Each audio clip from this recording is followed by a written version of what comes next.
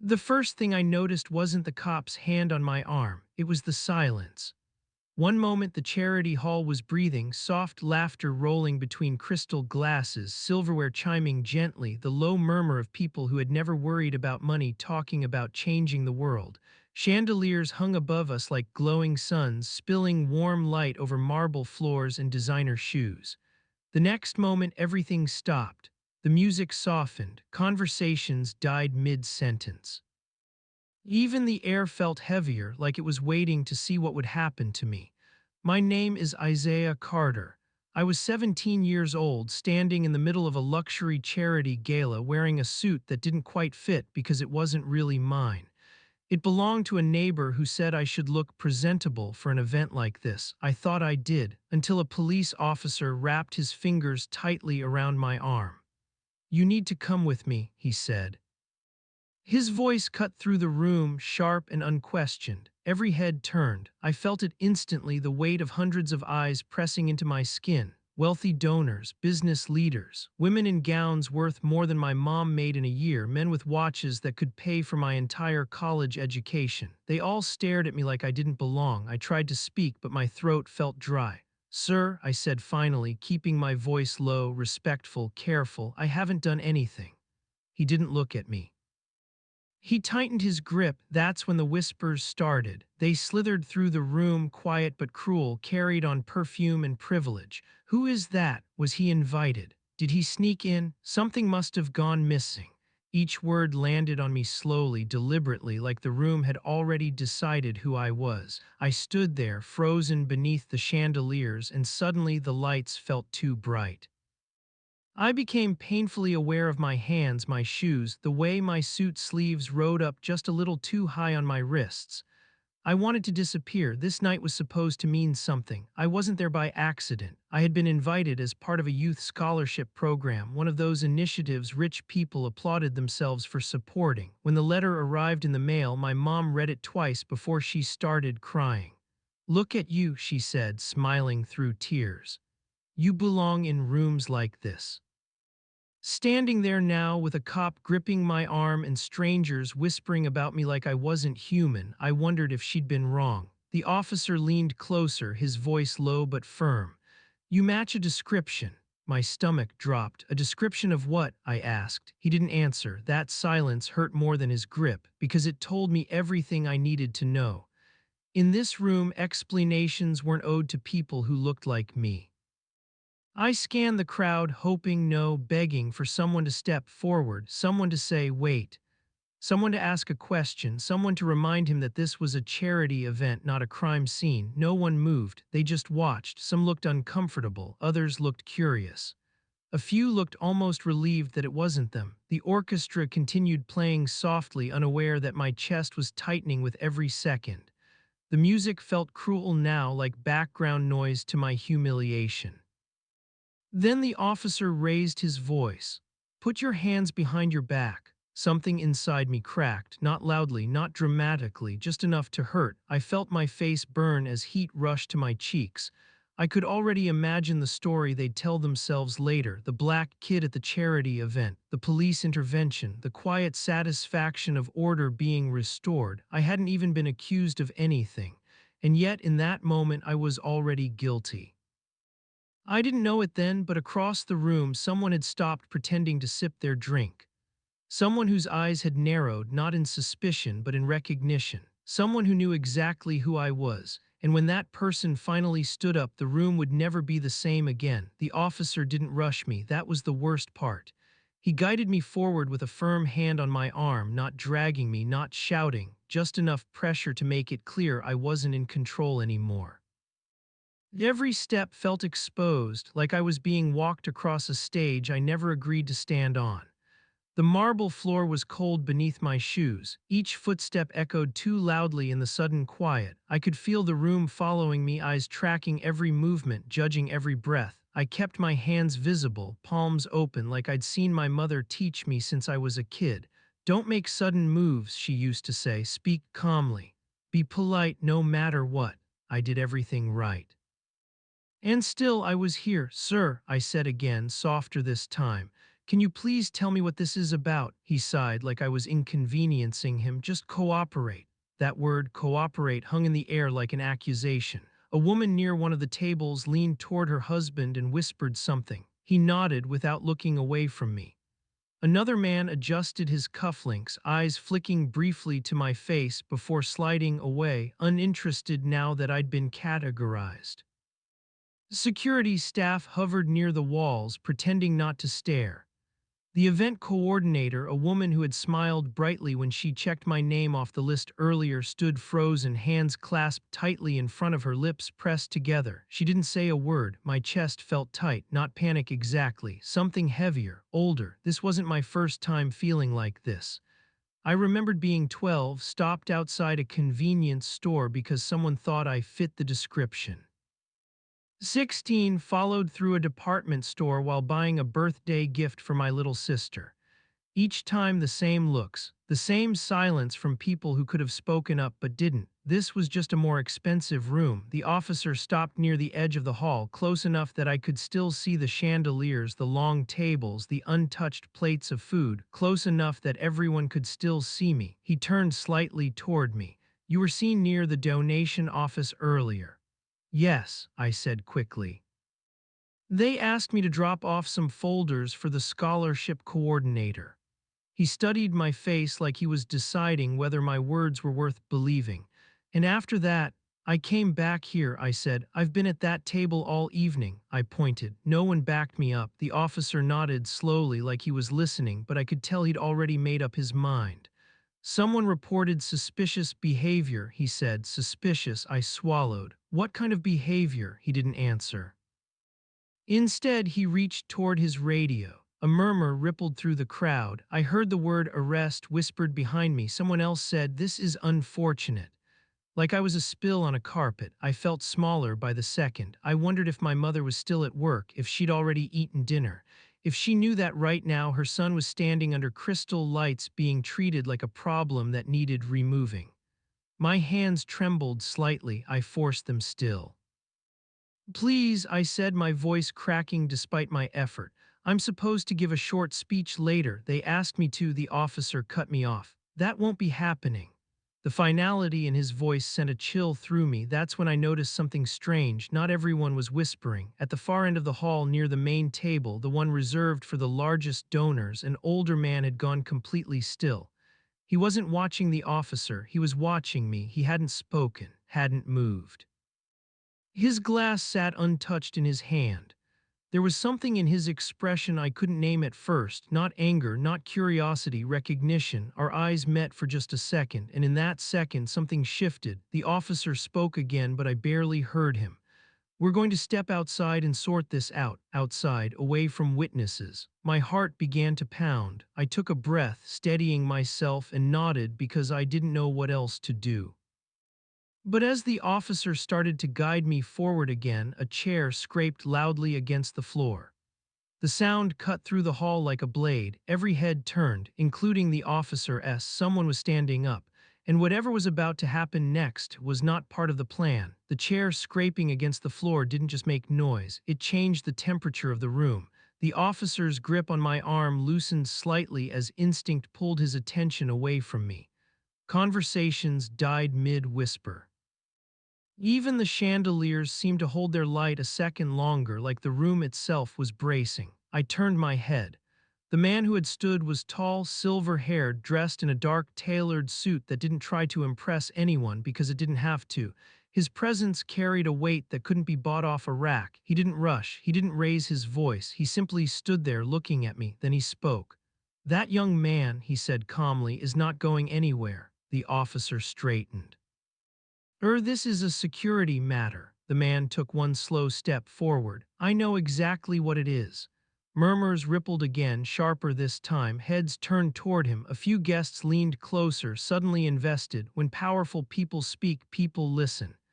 "I'd like to know," the man continued, eyes never leaving the officer, "who decided it was appropriate to put hands on my guest." My guest. The words landed heavy in my chest. The officer's posture shifted, not defensive yet, but uncertain.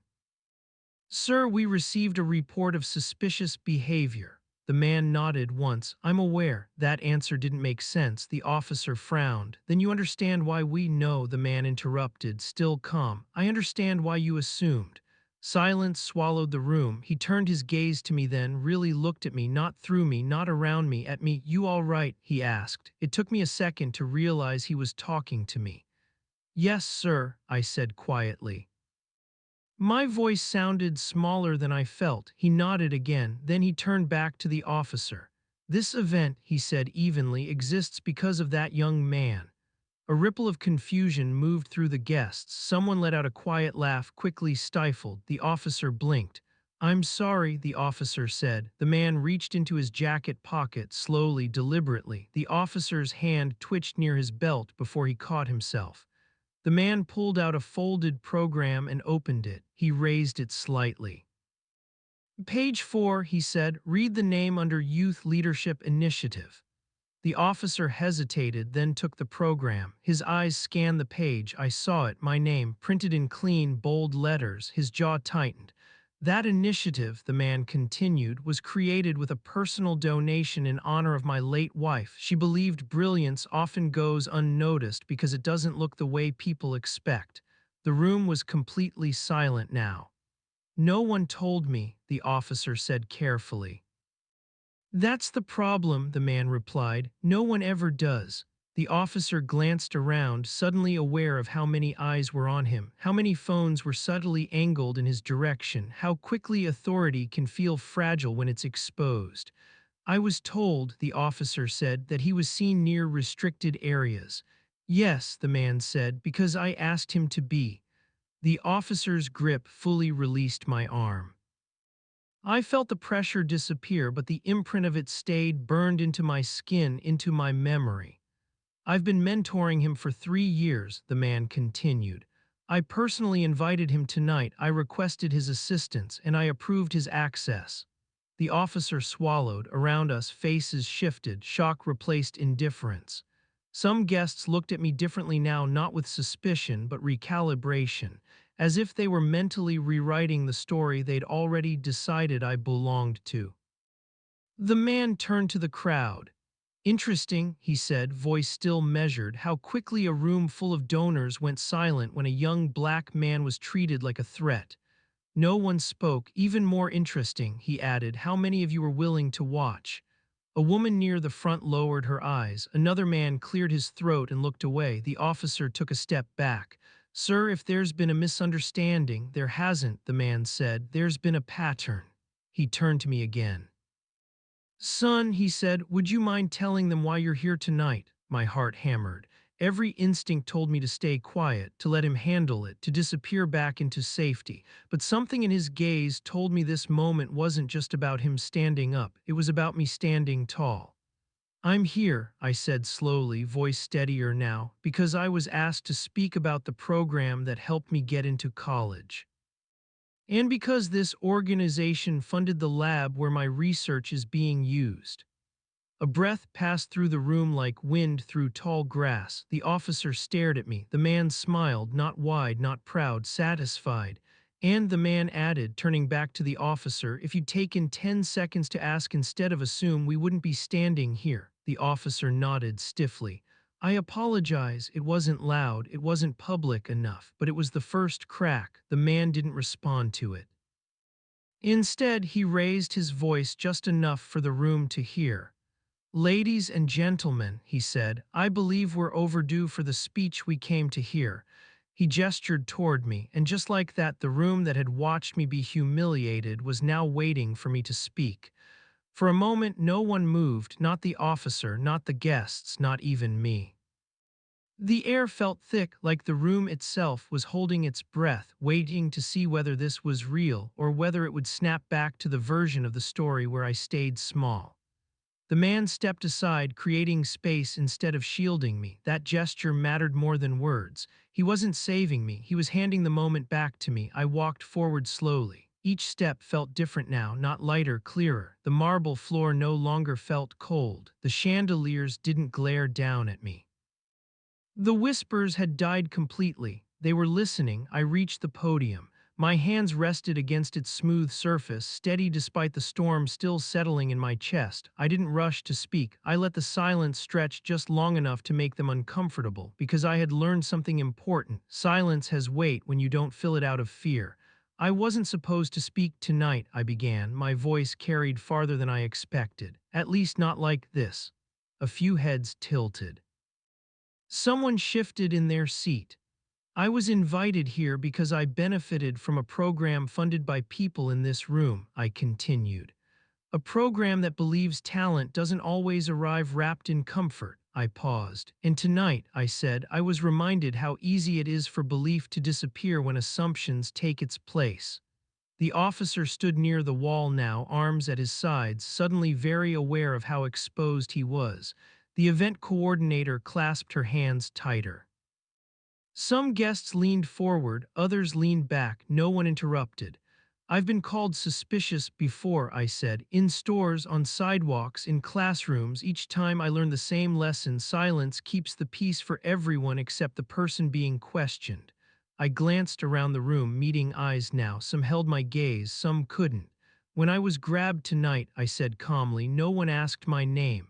The words landed heavier than any accusation. No one asked why I was here.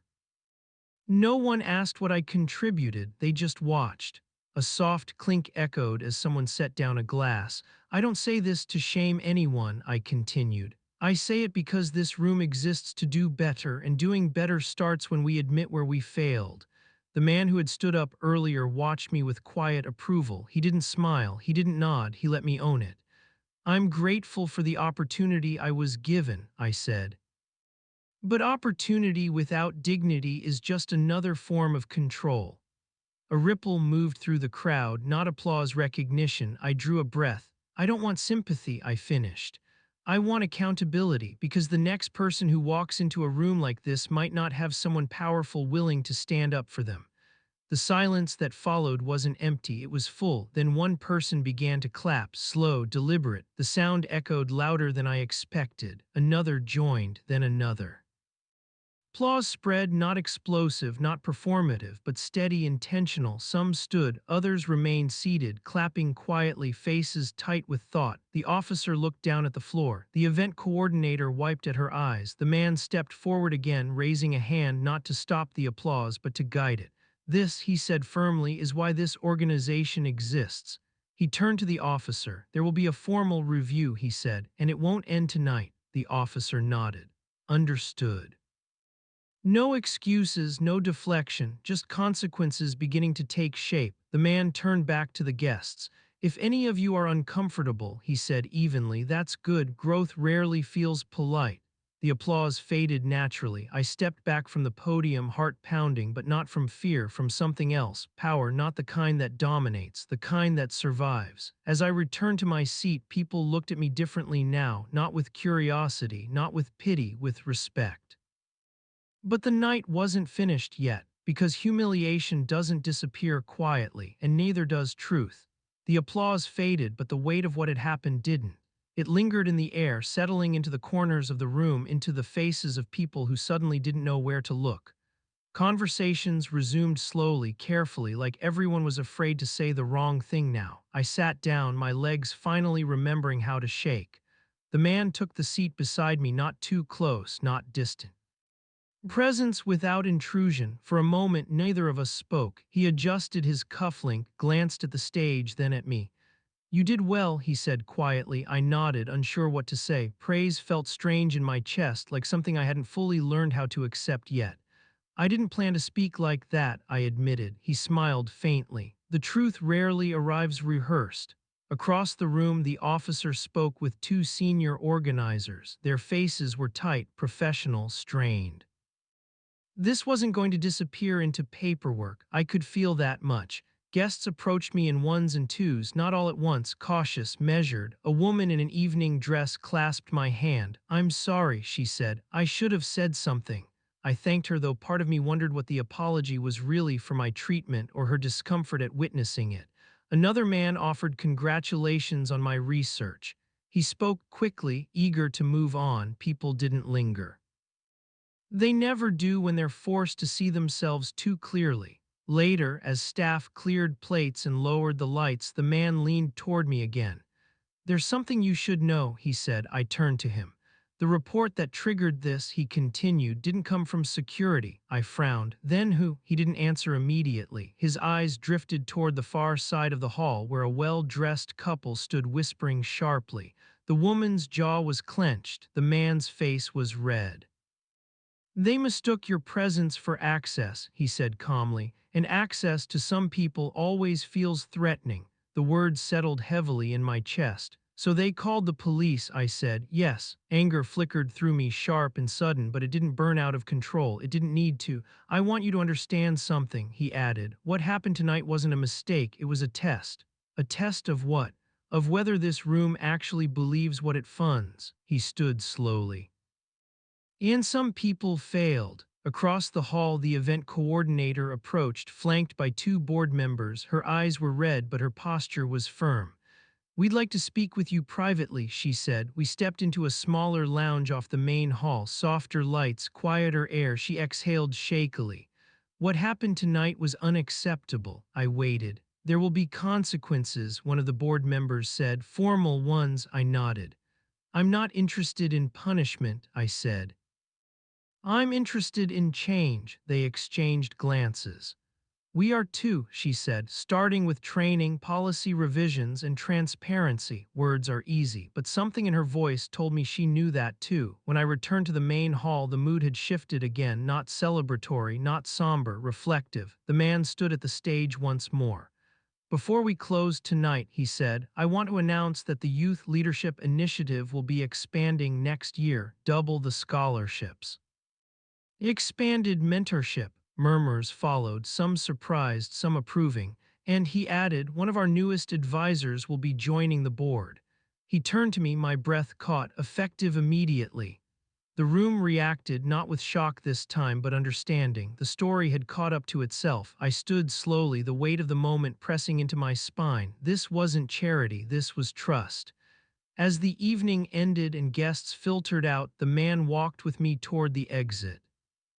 "You didn't just change how they see you tonight," he said. "You changed what they'll tolerate." Outside, the air was cool, quiet, honest. For the first time that night, I breathed freely, but I knew something else too. This wasn't the end. It was the beginning of accountability, and the final moment was still waiting. The night ended quietly. No cameras followed me out. No one asked for a final quote. The parking lot was almost empty, the city humming softly beyond the gates of the venue.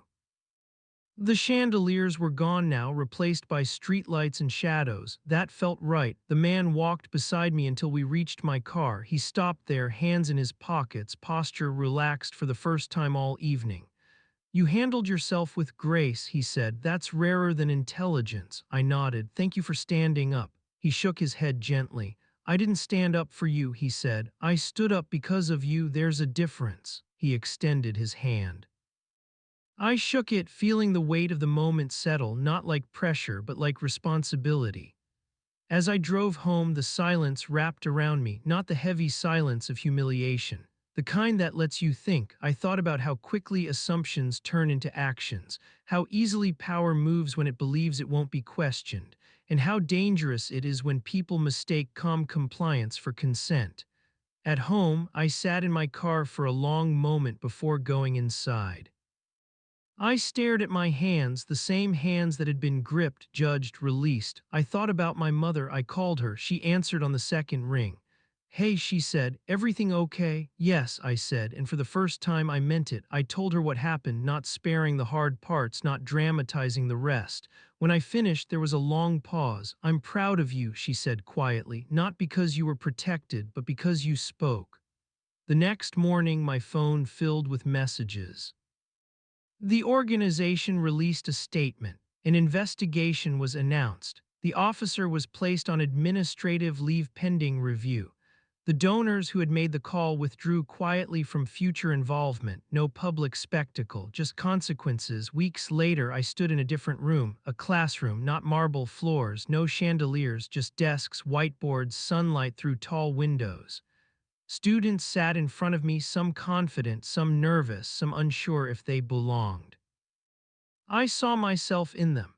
When you speak, I told them, people may laugh, they may doubt you, they may even try to remove you from the room. A few students shifted.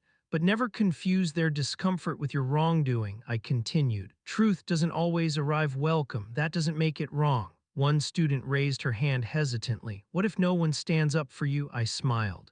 Then you stand anyway, I said, because sometimes the act of standing becomes the reason someone else does. Later that day, I passed a framed photo in the hallway. It showed the charity gala frozen in time, the man standing, the crowd watching, and me mid-step moving forward. I didn't stop. That picture wasn't my destination. It was proof of passage, because what they never understood, what they couldn't see until it was too late, was this: I was never out of place. They were just unprepared to see me stand where I belonged. And the moment they tried to remove me was the moment the room finally learned my name.